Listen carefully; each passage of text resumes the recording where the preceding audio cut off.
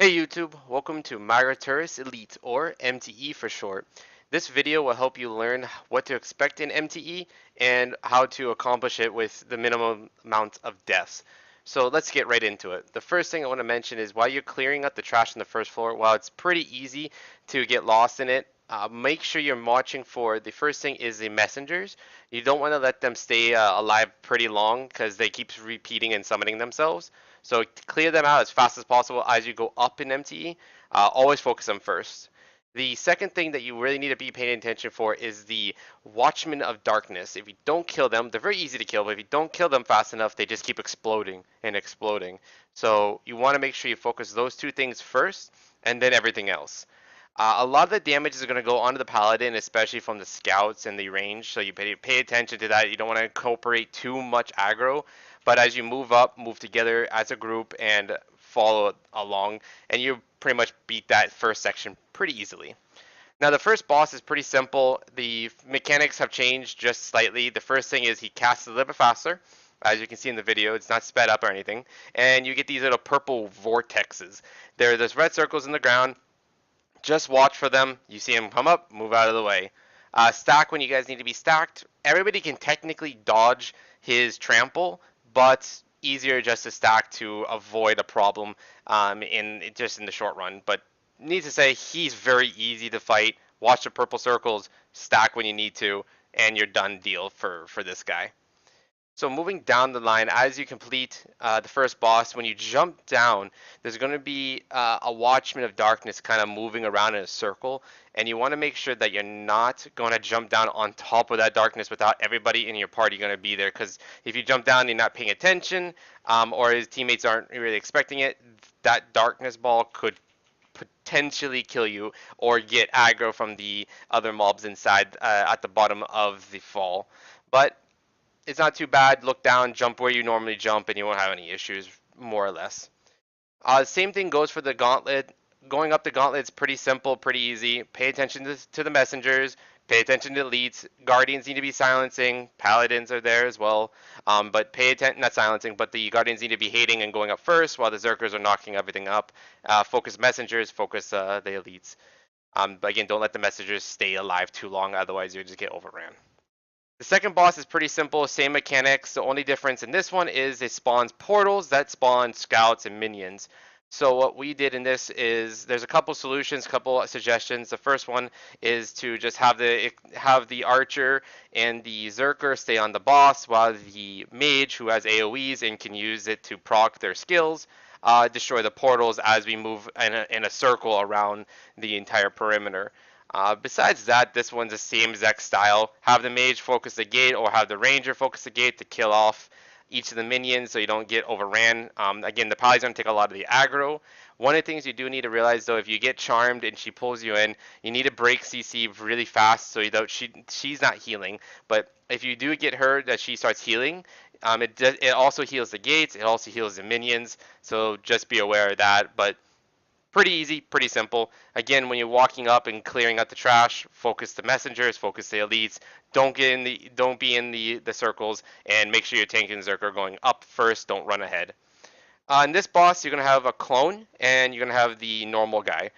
Don't focus the clone first. Let the AOE from the nuker and from the Zerker kill the clone over time. He's a lot easier to kill.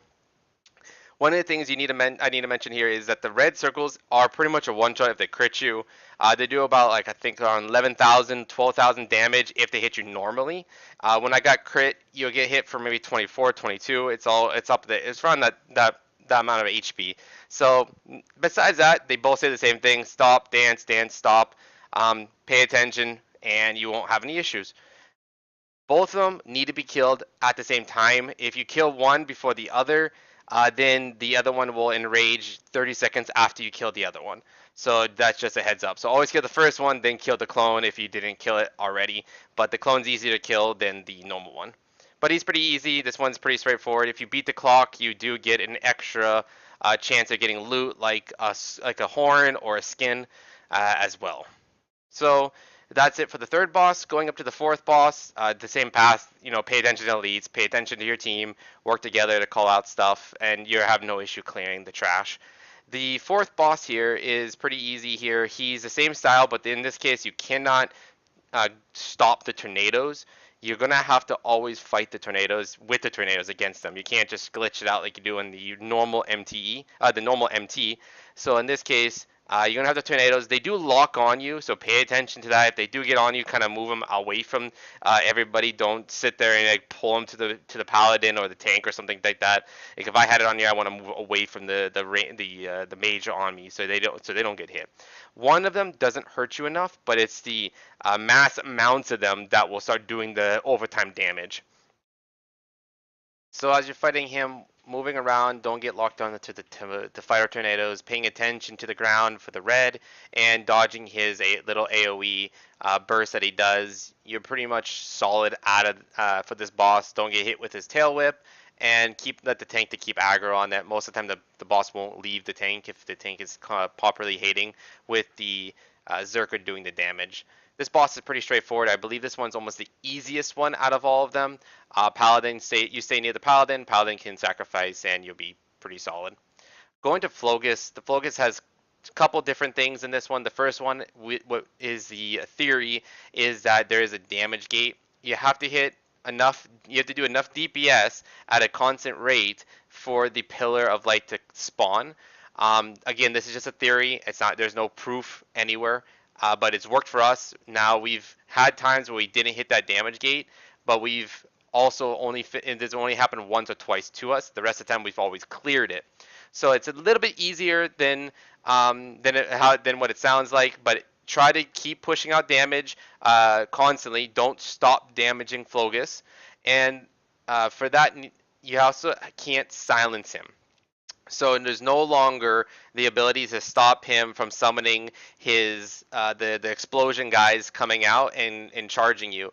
You have to just take that, dodging and moving and mechanically moving around so you don't hit your teammates with those bombs is key.